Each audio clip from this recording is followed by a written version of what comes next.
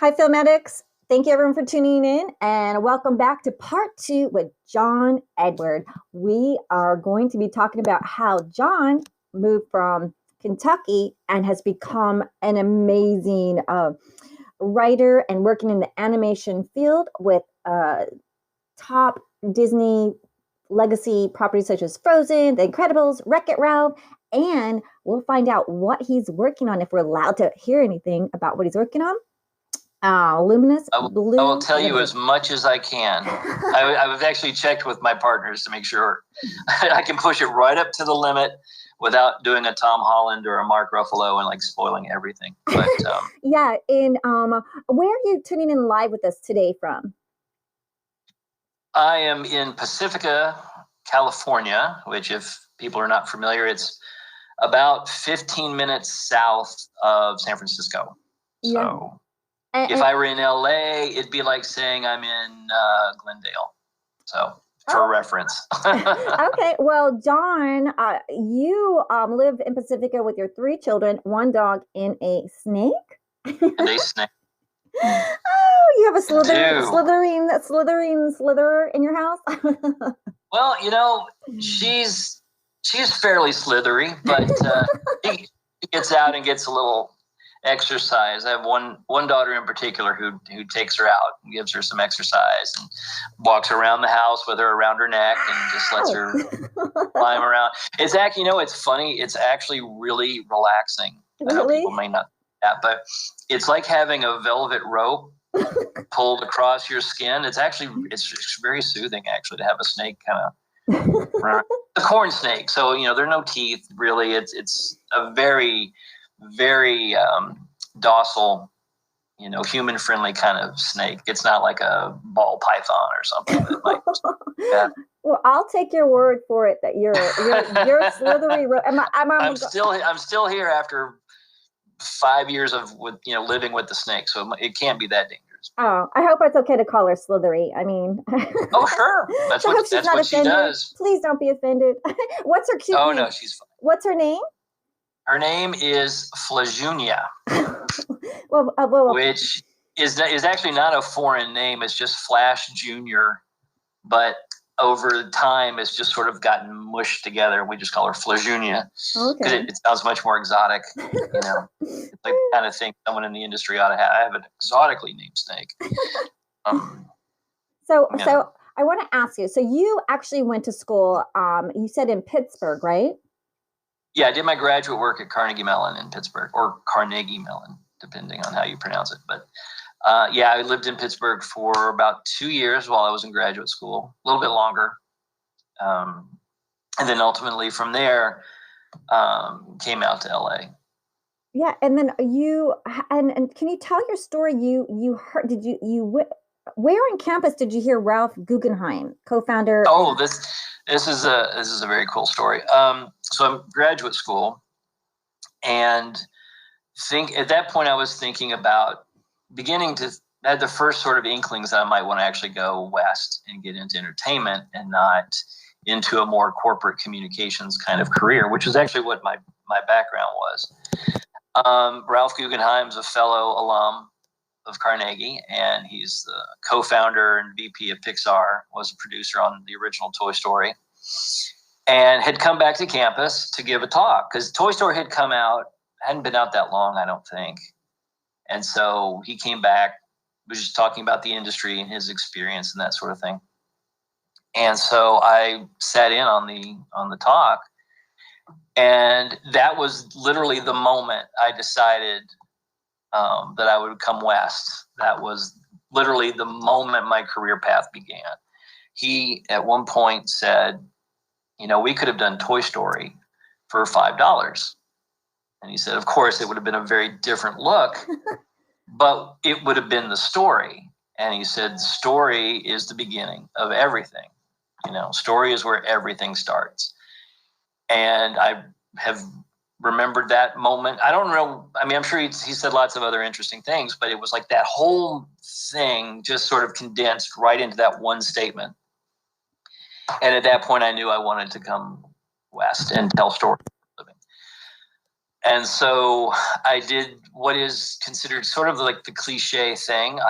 Once I graduated, I packed up whatever would fit in my car. And I can tell you that not a whole lot fits in the Toyota Corolla. And drove west. And whatever didn't fit, I either gave away, sold, or even just left in the dumpster. I didn't have anywhere to put it, so it either came or it didn't. And so I drove across the country, got to Hollywood, and slept on the couch of someone I barely knew, but who was also another alum.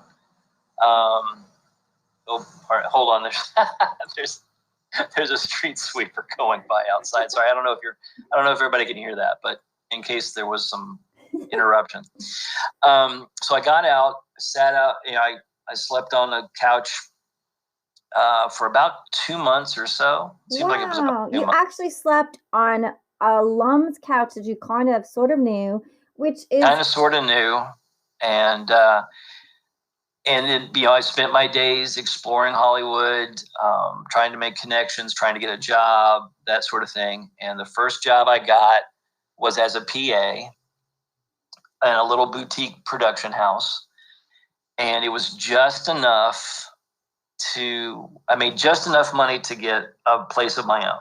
And so I did. I got a little studio apartment in Beverly Hills.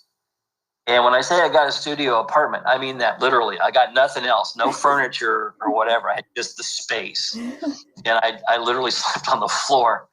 But it was my floor until I eventually, got secondhand, like futons and stuff, piecemeal. And then eventually got my first studio job. I was working as an assistant at 20th Century Fox Home Entertainment.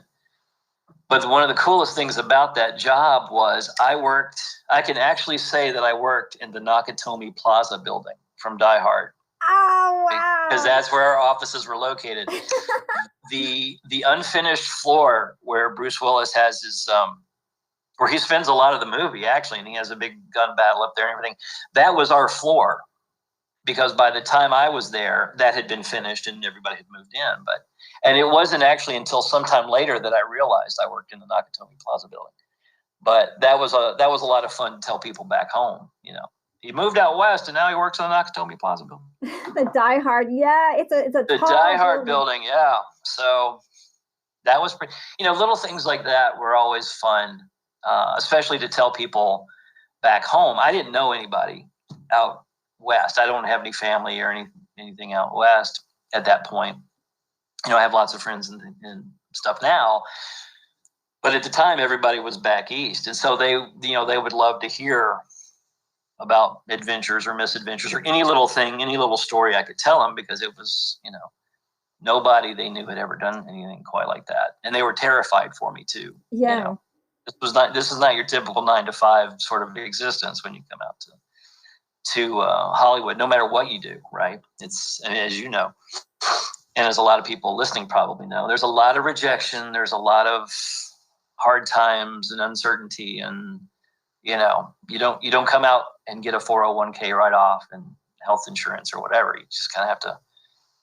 You just do whatever you have to do, right? So, but so I got out here rather, and one of the first things I did, when I wasn't working to make a paycheck, is I was constantly writing. I was looking for, networks to make, network connections to make, anything I could do.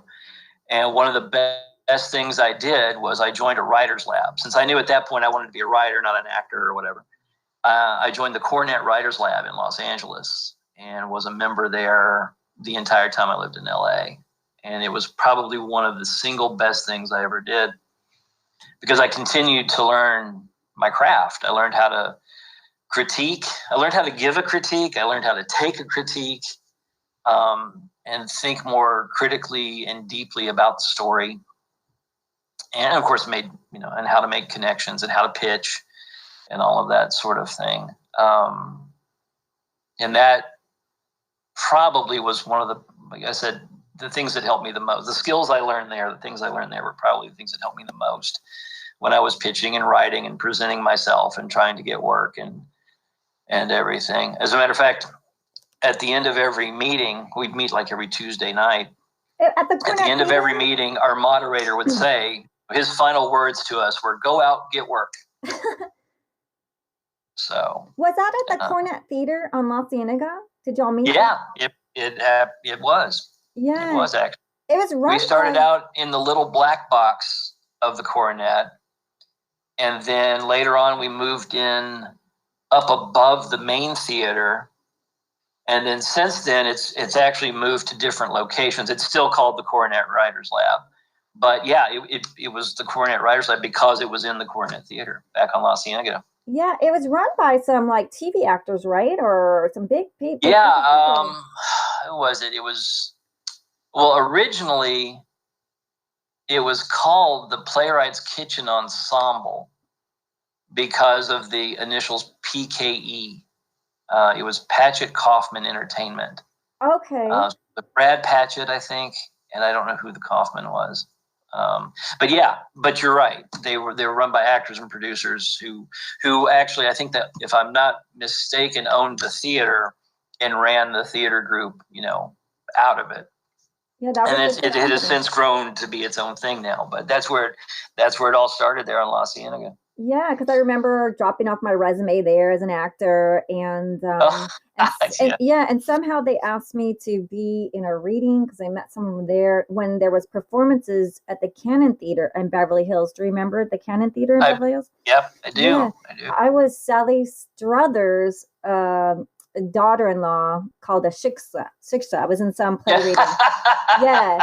And I was her daughter-in-law, and I got to be in a play reading with Sally Struthers. So, it's amazing. Like some people don't even think to be in a theater group or to work on your craft or to be in plays, but there's so many top working actors, writers, directors, and producers who do plays and do theater and who do form writers group. So I'm so glad that because so you did the Cornet's Writer Lab, and then how did you stayed in touch with Ralph Guggenheim, who I just want everyone to know, Ralph Guggenheim, once again, is co-founder and vice president of Pixar, who's a producer on Toy Story. Toy Story, right?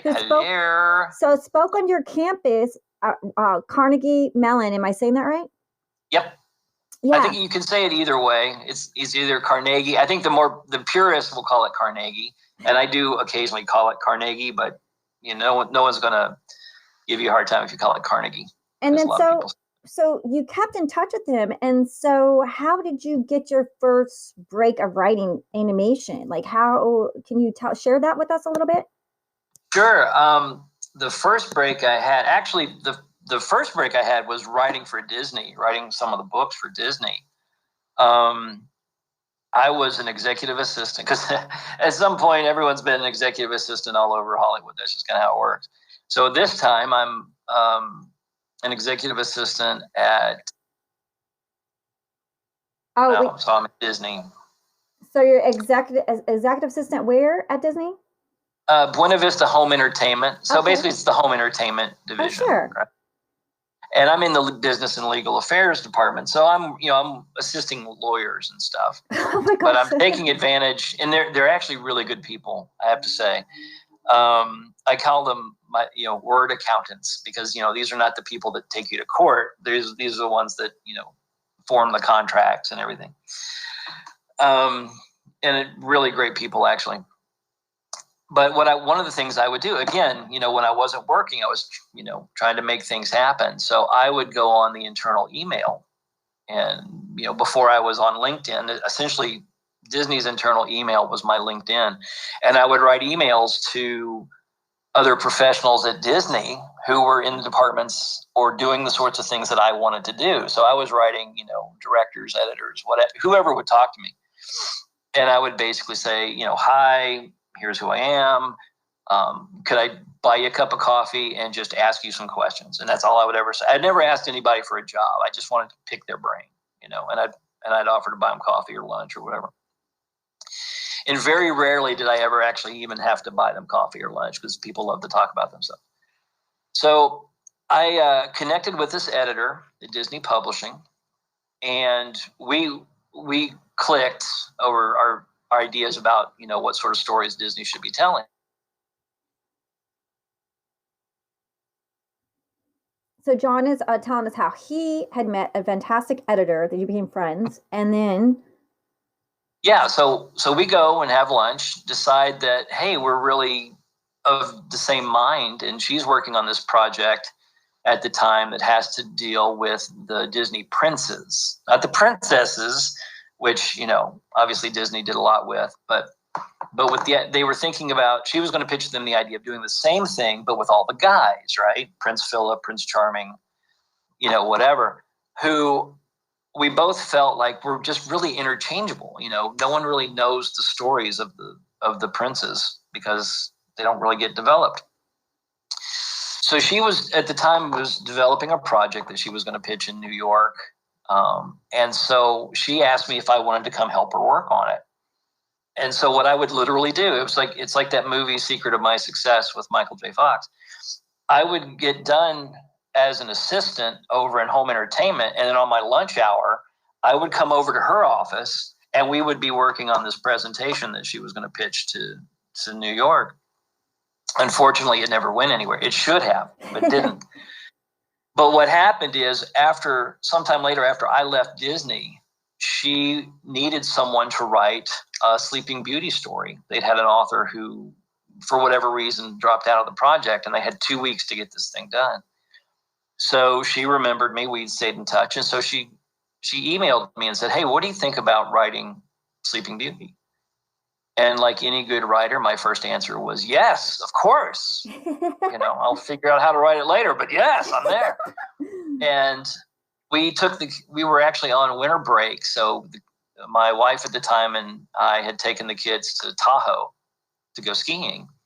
And so during the day I would be skiing, and during the evening I had my laptop and I was writing Sleeping Beauty's wedding. I got to be the guy to decide what happened at Sleeping Beauty's wedding. Oh, what happened after Happily Ever After. That was my claim to fame. Aww. And I turned it in early. They liked the story. And then from there, it's like with anything. Once you get that first opportunity, if you can deliver, the next one comes a little bit easier and a little bit easier. And so I started, they started asking me if I wanted to write other stories. And so that's how I ended up getting to write for Frozen. I got to write the handbook on Incredibles 2. So I got to write about all the superheroes and their powers, but where no one had really decided what the powers were, I got to make up all the details. Like I'm the guy who figured out just how fast Dash actually can run. Wow. And that sort of thing. And it was great because whatever I couldn't find, I have to research it, but whatever I couldn't find research or evidence for, I got to make up. And so I would present them, ideas about, powers that we haven't heard about or whatever, or how it all comes about, how it all came to be. And this all had to be signed off on by Pixar. So it's all legit. They signed off on whatever I came up with. So that was a proud moment that, Pixar gave it the seal of approval. So. And that's so fantastic, using your imagination and coming with the special powers. That is so fun. Yeah. It is the coolest dad job ever. My kids are like, what are you doing? Oh, I've got to watch The Incredibles tonight. Want to join me? Or I'm sitting at Starbucks and I'm watching Frozen. Here I'm a grown man watching Frozen at Starbucks, and moms are coming in with their daughters and they're like, pulling them away from me, like, oh, stay away from that guy. He's weird. Like, no, I'm working. Honestly, I'm doing research. I'm legit. Promise. That's so awesome. And then, so that was great. And then somewhere in between all of that, I got the chance to write for Tom and Jerry. I got an offer to write an episode of Tom and Jerry, and that's when things got super fun. The cat and the mouse. The cat and the mouse. Cat and the mouse. Yeah. Catch me if you can. What's that? Catch me if you can. Exactly. Right. And if he ever does, the show's over. Yeah. So, so we can have them get close. There are actually, there are a lot of rules with Tom and Jerry, actually. Yeah. It's funny getting the writer's guide, the writer's handbook from the story editor. These are the things that you can't do with Tom and Jerry. These are the things you can do. These are the rules. It's like building a house, right? These are the specs and speculations. It can be like 3 stories. It can't be 4 stories with a pool because the pool might start dripping in and cave down. Yeah, absolutely. During I think one of the first seasons I was writing for them, it was like, Tom can't be seen using like a cell phone, like, no trendy stuff, right? So they can't just be, on Facebook or whatever, or it has to be some super generic version, but anything that's like too trendy, for example. And obviously the big one, Tom and Jerry don't talk, even though in the past there is a precedent for Tom actually singing, but that was rare. So anytime you absolutely actually had to have somebody talk, you had to give those lines to the supporting cast, Spike, Butch, or, if they had owners at that time, Spike and Butch can But otherwise, you had to figure out a way to do it, wordlessly, which is a great exercise in how to write for film and TV, is to write for Tom and Jerry, right? And you did it. It's all about show and not tell with them. Yeah, and so let's talk about like your Illuminous. Can we talk about some? Sure, I would love to. As much as I can. So, just like with COVID, you've done all these amazing things. I started a company with 2 other guys here in the Bay Area. Of course, when we got the idea, we hadn't gone into quarantine yet. We didn't know we were going to be going into quarantine. But we've only had 2 meetings in person, and everything else has been done completely virtually since we started in March. I think we officially opened in March. So that's been kind of weird. All of our staff meetings have been by Zoom or Google Meets or whatever, and that's kind of strange. But Luminous Blue Limited is an animation company here in the Bay Area that I've founded with Norman Prott and Randy Gall, both who are incredibly talented and experienced professionals. They've worked for 20th Century Fox, and Pixar, and Lucasfilm, and it's amazing to be teamed up with these guys. But essentially, we met on LinkedIn. Norman and I met on LinkedIn, actually, because we were doing the same sorts of things, had the same sort of passion about telling really good animated stories that were kid-friendly, family-friendly, but had that same sort of magic as the stories that we knew growing up, right? So the Raiders of the Lost Ark, the Star Wars, E.T., Back to the, the kinds of stories that you go home and if you're a kid, you're playing with the action figures, or you're going back and you're seeing the movie several times and you're constantly quoting lines from it. The stuff that really affect you and influence, who you come to be. And we wanted to tell stories like that, like the ones we grew up with. And when Norman and I discovered that we were of the same mindset about that, we had that sort of, well, hey, my uncle has a barn, let's put on a show moment. And so he's like, well, let's start a company. I want to do something. And there's so much talent in the Bay Area. Even after you take into account all those amazing people who've already been sucked up by, Lucasfilm and Pixar and Disney, there's still a lot of amazing talent here. It's not all just in LA or New York or Georgia or whatever. And we decided, there's an opportunity to do something here. So Norman knew Randy, who's an amazing visual developer, designer. And so he was sort of like the third piece, the third leg of the tripod. And so we're now developing stories for typically an audience that's 8 to 14, any gender, any culture. And we're trying to take stories somewhere different and also take advantage of the technology now that didn't even exist when we were watching movies as kids. The Unreal game engine, virtual reality, augmented reality, real-time animation. There's a lot of really fun and exciting technology to use, and we're having a great time figuring out how to use that to tell the sort of story that will connect with kids and families all over the world. There's so many amazing stories to tell, and they're not all just here in the U.S. There's legends and cultures that have so many amazing narratives to tell, and we're seeing a lot of that now. I think more and more. With Disney's Raya and the Last Dragon, you're seeing a lot of stories coming in from China. The streaming platforms have been great for that because they've exposed us to stories from other places that aren't the same old, action shoot 'em up kind of thing that we kind of see, or that we've seen a lot of. So that's what we want to do. We want to dig in and explore those. We've got our first slate of projects that we're developing and starting to go out to, producers and studios and whatever. We're starting to put our wares out there on the market,